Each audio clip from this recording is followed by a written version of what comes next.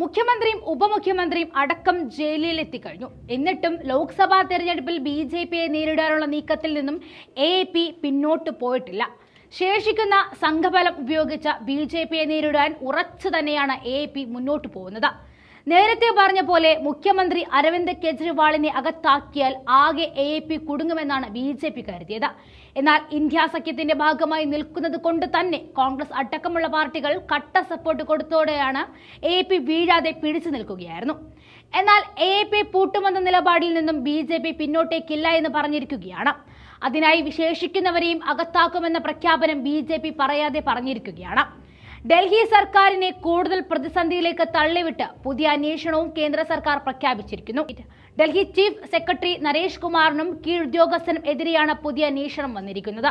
ഉത്തരാഖണ്ഡിലെ pleasant Valley foundation എന്ന NGO നൽകിയ പരാതിയിൽ അതിക്രമിച്ചു കയറൽ, കവർച്ച, ഭീഷണിപ്പെടുത്തൽ തുടങ്ങിയ വകുപ്പുകളും SC/ST പീഡന നിരോധന നിയമപ്രകാരവുമാണ് കേസെടുത്തിരിക്കുന്നത്.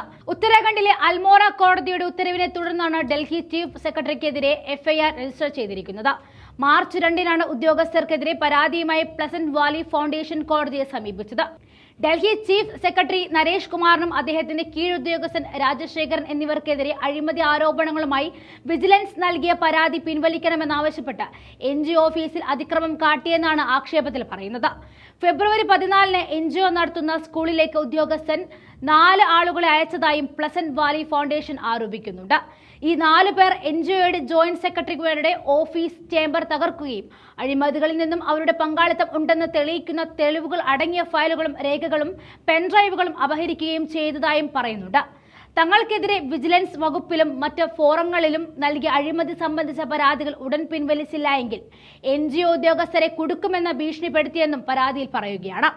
നേരത്തെ അരവിന്ദ് കെജ്രിവാളിന്റെ അറസ്റ്റും മന്ത്രിമാർക്കെതിരായ അന്വേഷണവും തുടരുന്നതിനിടെ കഴിഞ്ഞ ദിവസം ഡൽഹി മുഖ്യമന്ത്രി അരവിന്ദ് കെജ്രിവാളിന്റെ പേഴ്സണൽ സെക്രട്ടറി വിഭവ് കുമാറിനെ ഡയറക്ടർ ഓഫ് വിജിലൻസ് പുറത്താക്കിയിരുന്നു. അനധികൃത നിയമനമാണെന്ന് ചൂണ്ടിക്കാണിച്ചായിരുന്നു നടപടി. സർക്കാർ ഉദ്യോഗസ്ഥന്റെ ജോലി തടസ്സപ്പെടുത്താൻ ശ്രമിച്ചെന്ന 2007-ലെ കേസുമായി പുറത്താക്കലിന് കാരണമായി വിജിലൻസ് ഡിപ്പാർട്ട്മെന്റ് ചൂണ്ടിക്കാണിച്ചത്. ഏറ്റവും ഒടുവിലായി ED അന്വേഷണത്തിന് പിന്നാലെ മന്ത്രി രാജ്കുമാർ ആനന്ദ് മന്ത്രിസ്ഥാനം രാജിവെച്ച് പാർട്ടി വിട്ടത് ചെറിയ ആഘാതമല്ല പാർട്ടിക്കുണ്ടാക്കിയത്. കെജ്രിവാളിന്റെ അറസ്റ്റിനെതിരെ നടത്തിവരുന്ന സമരങ്ങളിലെ പാർട്ടി MP മാരുടെ അഭാവവും പ്രതിസന്ധിയുടെ ആഴം കൂട്ടുന്നുണ്ട്.